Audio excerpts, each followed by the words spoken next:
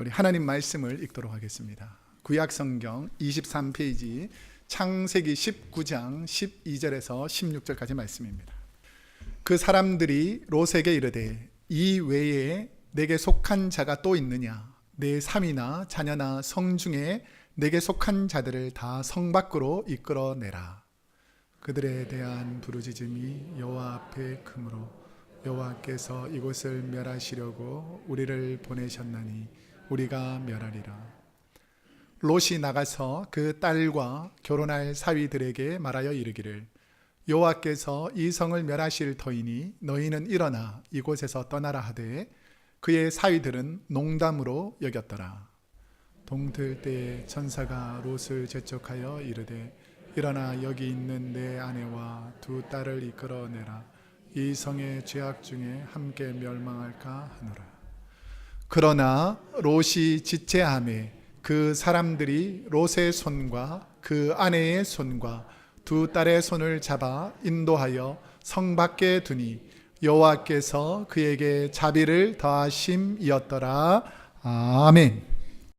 오늘은 창세기 19장 12절에서 16절까지 말씀을 중심으로 타락의 덫에서 벗어나는 비결이라는 제목으로 하나님 말씀을 선포하도록 하겠습니다. 소돔이라는 도시가 인류 역사상에서 있었을까요? 없었을까요?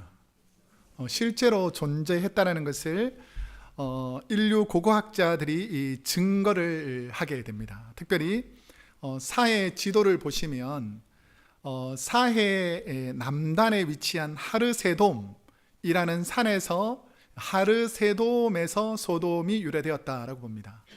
그 지도 왼쪽 편에 있는 그림이 이스라엘 전체 지도입니다. 이스라엘 전체가 저 정도밖에 안 돼요. 그런데 그 왼쪽에 있는 그림 제일 위쪽에 보면 파란색으로 동그랗게 있는 그 호수가 갈릴리 호수고요. 그 갈릴리 호수에서 남쪽으로 요단강을 따라서 있는 큰 또 호수가 사해, 소금의 도시, 소금의 강이라는 사해라는 곳입니다. 그 사해 그림이 오른쪽에 보면 좀 확대해서 사해 그림을 그려져 있는데요. 그 사해 제일 남쪽에 소알이라는 도시 바로 위에 있는 조그만 현재 요르단이라는 곳에 있는 도시가 이 소돔이라는 도시입니다. 실제로 존재합니다. 그래서 이 소돔이라는 도시는 하르세돔이라는 산에서 유래된 도시입니다. 그러면 이 성경이 말하는 이 소돔의 역사적인 기원은 청동기 시대, 우리가 석기 시대를 지나서 청동기 중기 시대인 BC 2000년에서 1500년경에서 있었던 사건인데요.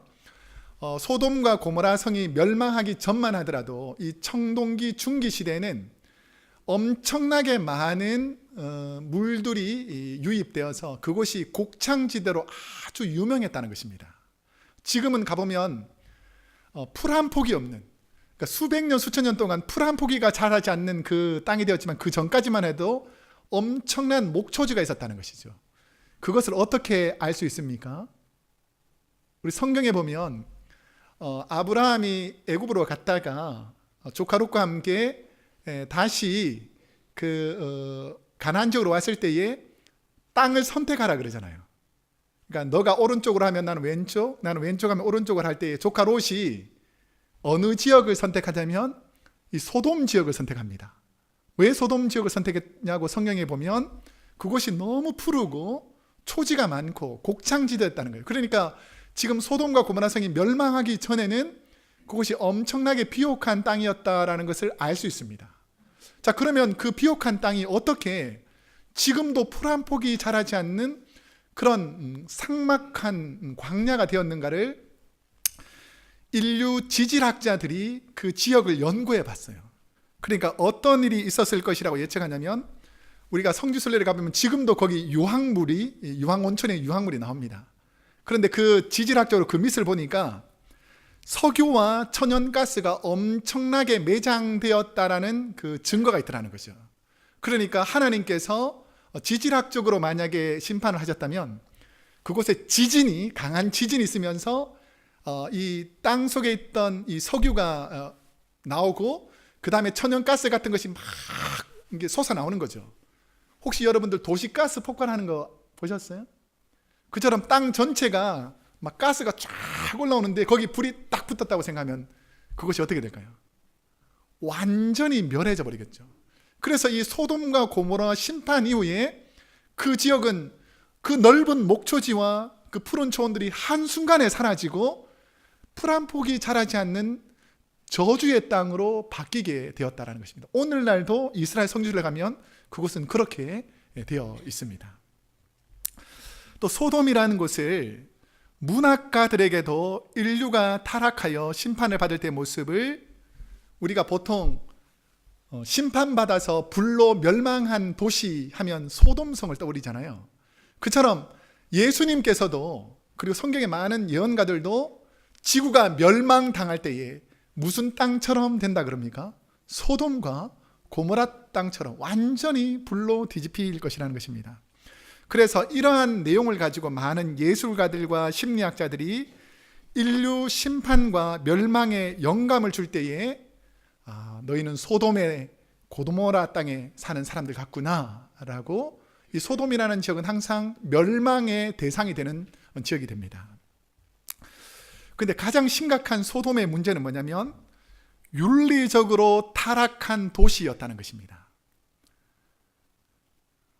제가 목회자로서 이렇게 설교단상에서는 좀 말하기 좀 거북한 말들이지만 남성들 사이에서 성행위를 하는 일들이 있었습니다. 그런데 그것보다 소돔성의 더 심각한 문제는 뭐냐면 인간이 짐승과 성관계를 하는 일들이 있었어요.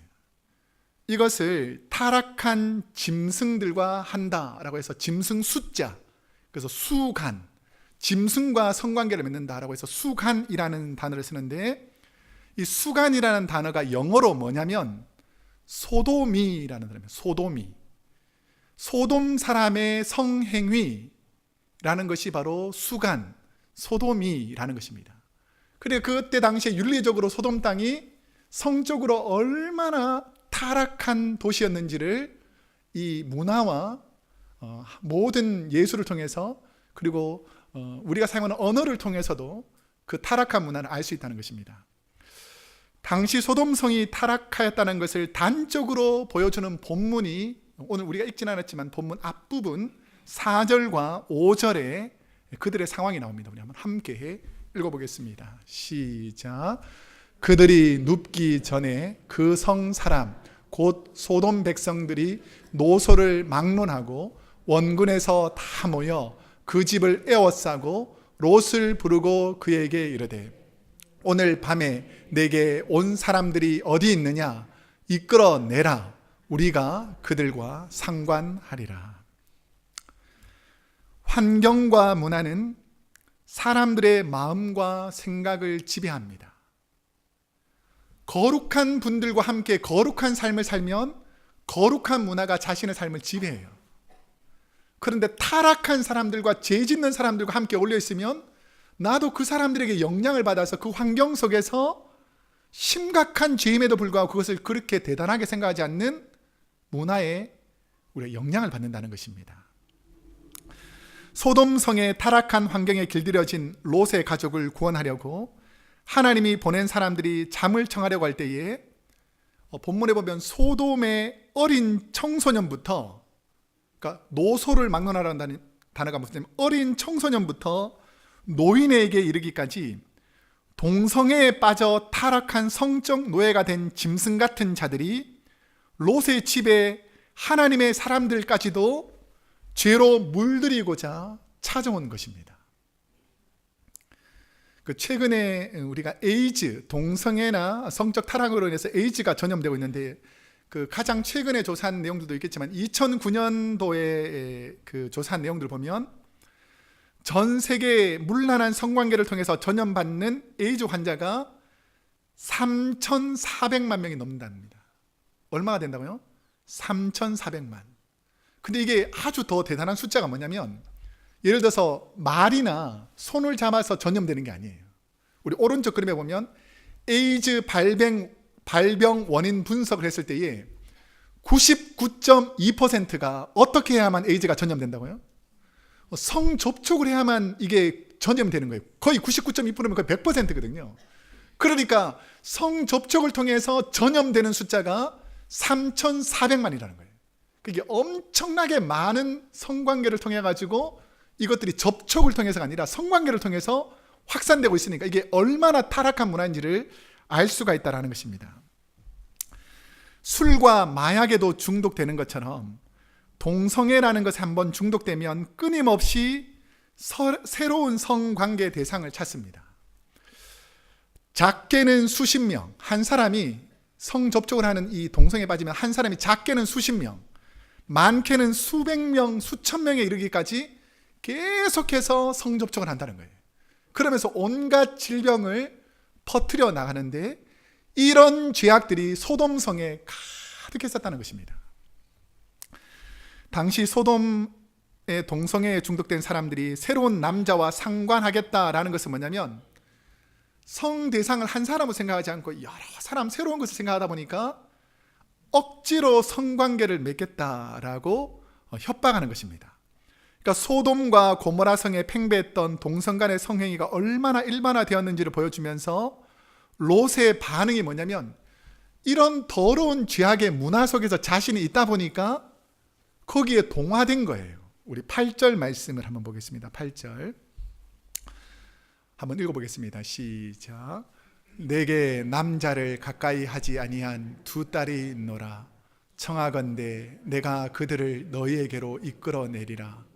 너희 눈에 좋을 대로 그들에게 행하고 이 사람들은 내 집에 들어왔은즉 이 사람들에게는 아무 일도 저지르지 말라. 롯은 하나님의 사람들을 보호하기 위해서 누구를 주겠다 그럽니까? 여러분 생각은 어때요?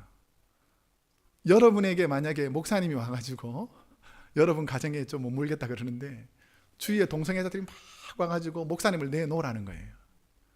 아유, 목사님 나가면 안 되지. 우리 두 딸을 성관계 하도록 내보내야지. 이렇게 할 부모가 있습니까? 없습니까? 없죠. 있습니까?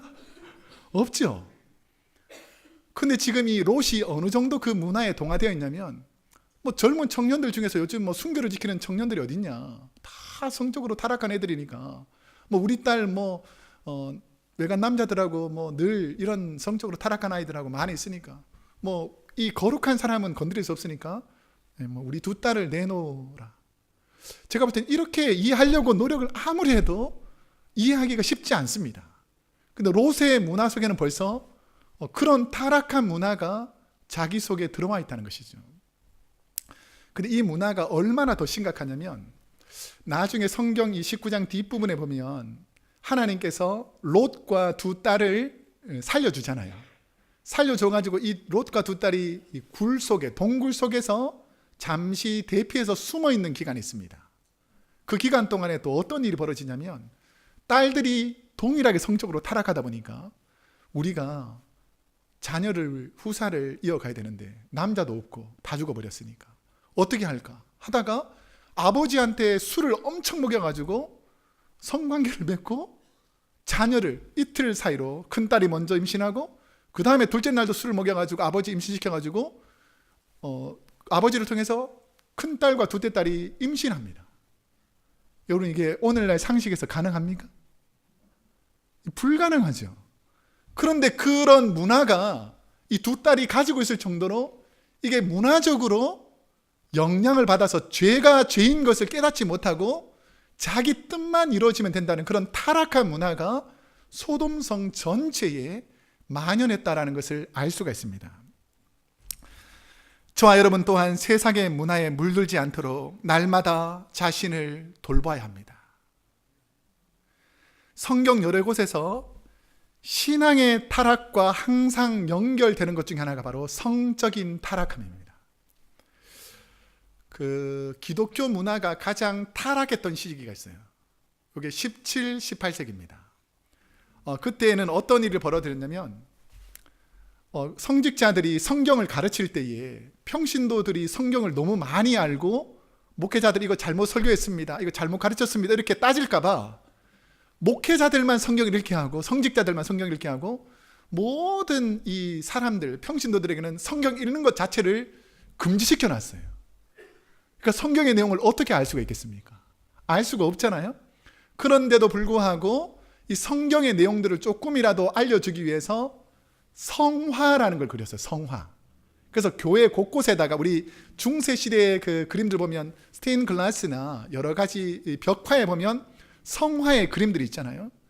근데 타락한 문화가 이 교회 안에 들어오게 되니까 성경 지식이 없는 성도들에게 성화를 그린다고 그렸던 예술가들, 화가들이 성화를 어떤 형식으로 그리냐면, 우리 옛날에 그 미켈란젤로나 여러 성화들을 그린 사람들 보면 성화가 어떻게 그려져 있습니까? 사람들이 다 알몸으로 그려져 있는 거예요. 알몸으로. 사람들이 옷을 입고 살아야 되는데 외설적으로 다 그려놓은 거예요. 제가 지금 이 롯과 두 딸이라는 파테르 파울 루벤스라는 분이 그렸던 그림은 제일 그 중에서도 좀 괜찮은 거예요. 이 다른 그림들은 워낙 외설적으로 막 다 드러나게 그려가지고 애들 앞에는 보여줄 수도 없을 그런 그림들을 온 교회 안팎에다가 벽에다가 막 그려놓는 그런 타락한 문화와 교회가 접하게 되니까 세속화되는 현상들이 그때 일어나더라는 것입니다. 여러분, 세속적인 것이 교회를 떠나야 될 줄로 믿습니다. 세상이 이렇게 하니 우리도 이렇게 합시다라는 세상의 문화는 교회 밖으로 떠나보내야 된다는 것이죠. 요즘은 한국과 미국에도 이단들이 얼마나 많은지 모릅니다. 그 이단 중에서 가장 대표적인 이단이 지난 땡스기빙 날 11월 22일 날 한국에서 1심 구형을 받은 이재록이라는 가짜 목사가 있어요. 이 사람이 연세가 지금 75세인데 얼마나 많은 여성도들과 성관계를 맺어가지고 이게 그 미투 운동이 확산되면서 이게 잘못했다고 많은 지금 알려진 사람들만 해도 수십 명입니다. 그러니까 숨기고 있는 사람들만 하면 엄청나게 많은 거죠. 다윗처럼 한순간 실수한 게 아니고 종교와 하나님을 이용해서 여성들을 상습적으로 성폭행한 음란한 죄가 종교라는 거풀을 타고 들어와 가지고 거기도 교회라고 부르니까 교회와 목회자를 어떻게 생각하겠습니까? 그러니까 완전히 타락한 것으로 변질시켜 간다는 거예요. 예수님께서 이런 일이 있을 거라고 예언했을까요? 안 했을까요? 했다는 거예요. 이 마지막 때가 되면 수많은 거짓 선지자들이 마치 예수님인 것처럼 겉으로는 양의 탈을 쓰고 있었지만 속으로는 이리의 모습으로 하나님의 영광을 가리는 죄악들을 짓는다는 것입니다. 왜 사람들이 죄의 종로로 타는가? 자, 요한복음 8장 34절에 보면 예수님께서 이렇게 말씀하셨습니다. 한번 읽어보겠습니다. 시작. 예수께서 대답하시되 진실로 진실로 너희에게 이르노니 죄를 범하는 자마다 죄의 종이 된다는 거예요. 한 번, 두 번은 괜찮을 수 있습니다. 세 번, 네 번도 피할 길이 있습니다. 그런데 죄가 죄를 만들어내어서 계속해서 죄를 짓도록 마귀가 그 사람을 확 붙잡아 버리면 이제 마귀의 죄의 종로로 타는 사람으로 변질시켜 버린다는 것이죠. 여러분의 가정은 이러한 성적인 죄악에서 안전합니까? 안전할 것 같아요? 안전하지 않습니다. TV만 켜면, 인터넷만 틀면 사람들의 말과 행동 속에서 얼마나 예수 믿는 사람들이 담지 말아야 될 이 성적으로 노골적으로 더러운 말들을 입 밖으로 내는지 모른다는 거예요. 이게 보편화되다 보니까 뭐 그 정도는 이라고 생각하면서 타협하는 거예요. 여러분, 예수 이름으로 몰아내시기를 축복합니다. 오늘날 우리가 살고 있는 이 시대에 동성애와 음란한 죄를 옛날에는 음성적으로 했었는데 이제는 학교에서 가르칩니다. 전에 새벽 기도 때 잠깐 말씀드렸는데 우리 아이가 대학교를 갔더니 반드시 읽어야 될 책과 반드시 시청해야 될 비디오 클립이라 그러면서 동성 간의 성행위를 하는 것을 교육시키고 있는 거예요. 이것도 괜찮다. 이거는 아무 문제가 되지 않는다. 받아들여야 한다. 안 받아들이는 사람들이 오히려 편협한 마음이고 그 불쌍한 사람들을 못 받아들이는 사람이다 라고 지금 캘리포니아 모든 대학교 국공립학교에서 다 교육하고 있습니다. 이게 우리와 전혀 문제가 없는 것이 아니고 우리와 아주 밀접한 관계가 있는 문제라는 것을 알고 교회가 기도해야 될 줄로 믿습니다. 아니면 교회가 세상에 동화되어서 죄를 죄로 인식하지 못하는 심각한 문제가 발생할 수 있다는 것이죠. 이런 죄악의 상황에 있던 소돔과 고모라에 하나님은 무슨 경고를 하시는가? 자, 12절과 13절에 보니까 그 사람들이 롯에게 이르되 이 외에 내게 속한 자가 또 있느냐? 내 사위나 자녀나 성 중에 내게 속한 자들이 다 자들을 성 밖으로 이끌어내라. 그들에 대한 부르짖음이 여호와 앞에 크므로 여호와께서 이곳을 멸하시려고 우리를 보내셨나니 우리가 멸하리라. 하나님이 보낸 사람들이 말한 소돔성이 멸망할 것이다 라는 말을 듣고 롯은 아내와 두 딸들과 정혼한 두 사위에게 소돔이 멸망할 것이니 빨리 성 밖으로 나가라는 소식을 전합니다. 자, 그런데 이 멸망의 소식을 사위들이 어떻게 받아들인 거리? 14절 말씀을 한번 함께 읽어보겠습니다. 14절 시작.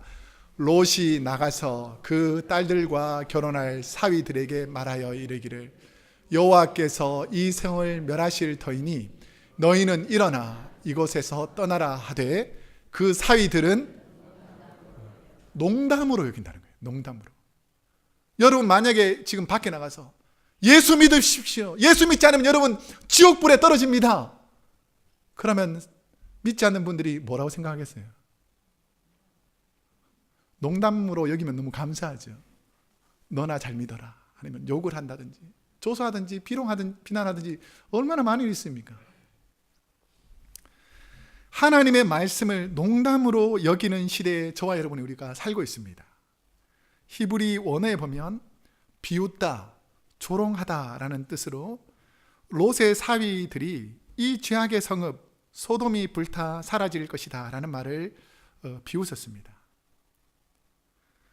오늘날 우리 주위에도 어쩌면 우리 자녀도 아니면 나 자신도 하나님의 경고를 인지하지 못하고 지금까지 지나갔으니 별 문제 없겠거니라고 생각하면서 지속적으로 하나님의 사람들과 하나님이 말씀하시는 것을 무시하셔서는 안 된다는 것입니다.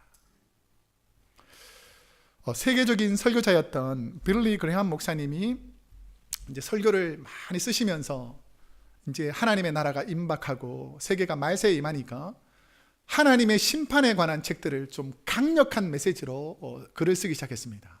그래서 책을 만들어 가지고 출판하기 전에 우리 목사님 사모님인 루스 사모님에게 내가 책을 출판하기 전에 이런 책을 심판에 관한 책을 세상에 출판하려고 하는데 한번 읽어보지 않겠느냐라고 해서 읽어보라고 했습니다. 그러면서 읽고 나서 한번 물어봤어요. 사모님, 당신은 이 책을 어떻게 생각하십니까? 하나님이 우리 시대에 죄악된 도시를 보시고 심판할 가능성이 있겠습니까? 없겠습니까? 라고 사모님에게 물어봤어요. 그러니까 사모님이 뭐라고 말씀하셨냐면, 만약 하나님이 타락한 소돔 같은 이 땅의 도시들을 심판하지 않는다면 하나님은 소돔 시대의 사람들에게 사과해야 할 것입니다. 이게 무슨 표현이냐면, 공의의 하나님이 성적으로 타락한 도시, 하나님을 모욕한 사람들을 심판하지 않는다면 하나님은 소돔 사람들만 심판한 것을 사과해야 한다라는 말입니다.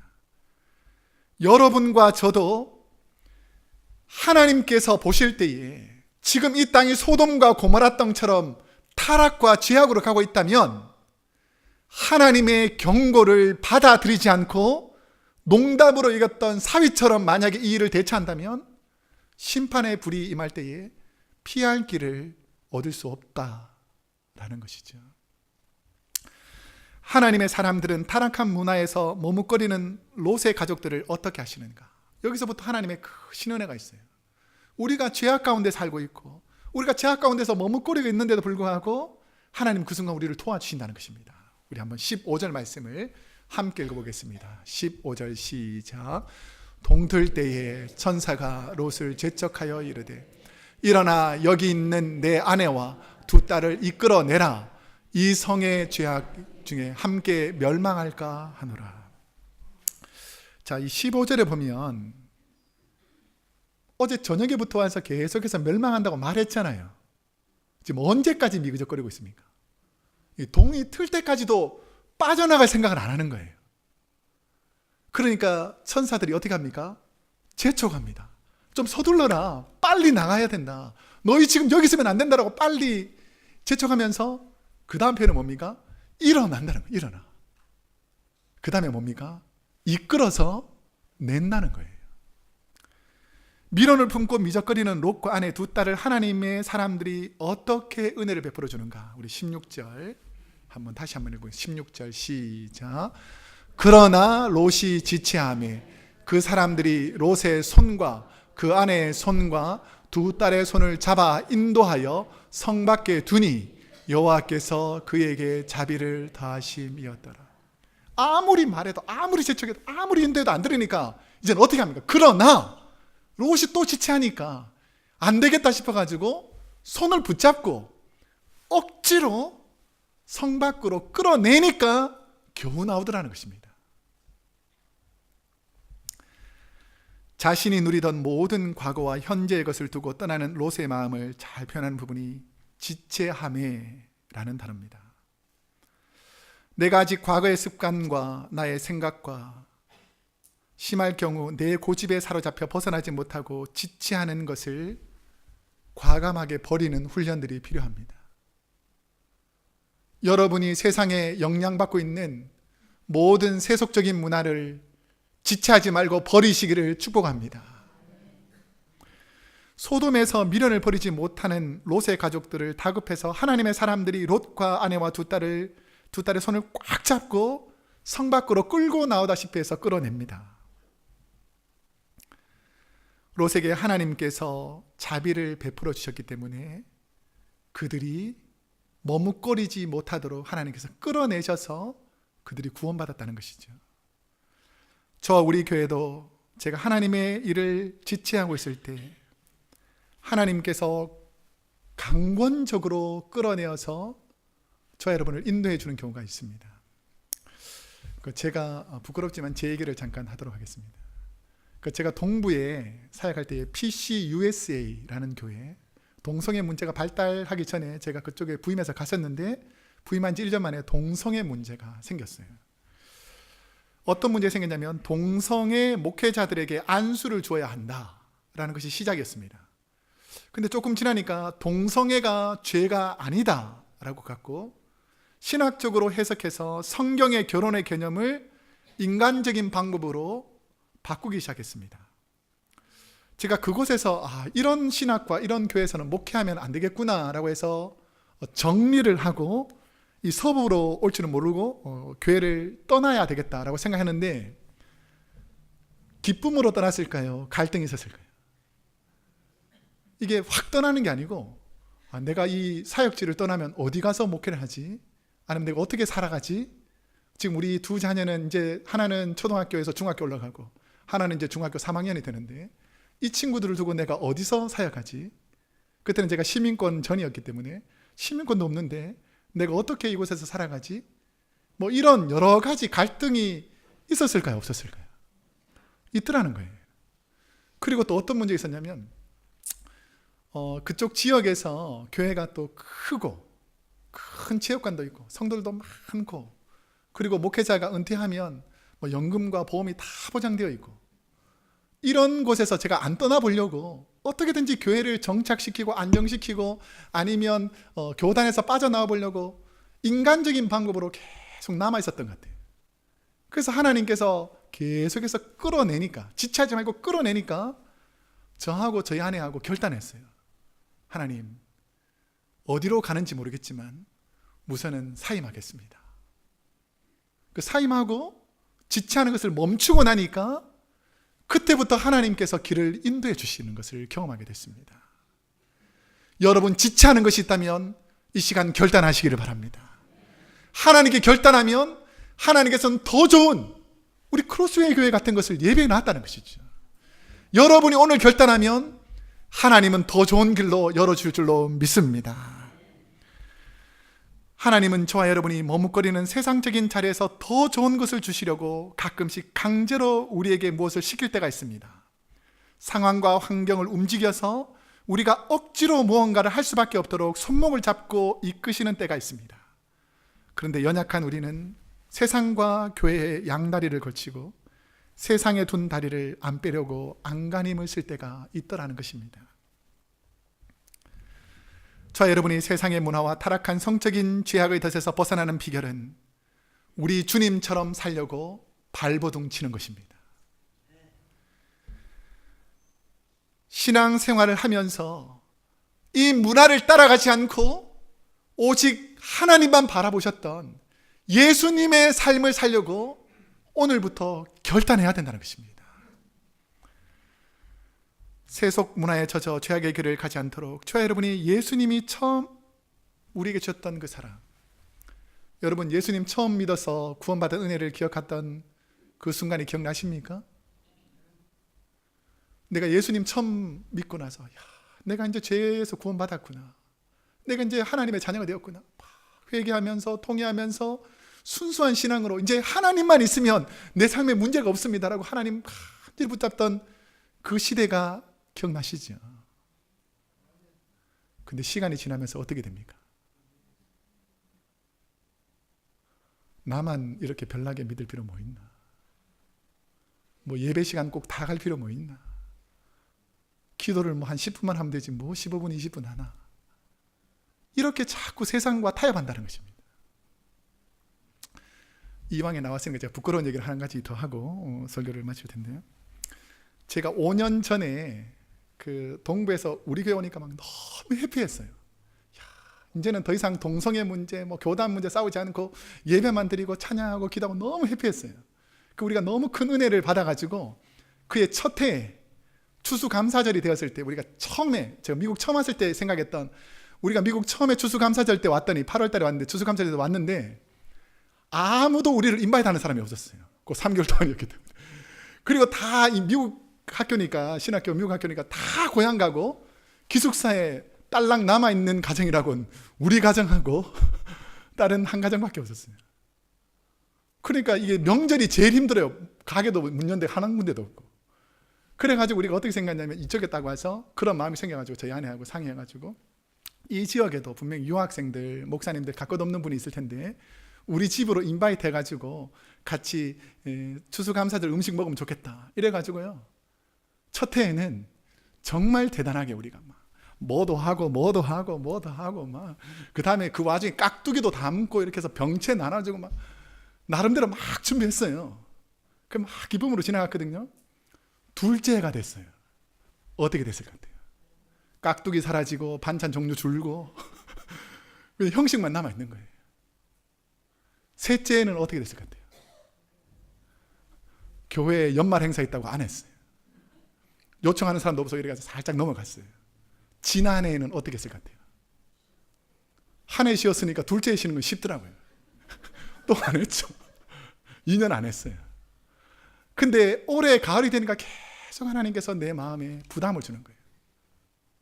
너 이럴 수 있냐? 처음에 왔을 때는 막 기쁨과 즐거움으로 막 섬기더니 이제 좀 편해지니까 안 하려고 하느냐, 이런 마음을 하나님께서 계속 주시는 거예요. 제가 제일 먼저 눈치 봐야 될 사람이 누굴 것 같아요? 하나님도 눈치 봐야 되지만 또 우리 아내한테 눈치를 봐야 되잖아요.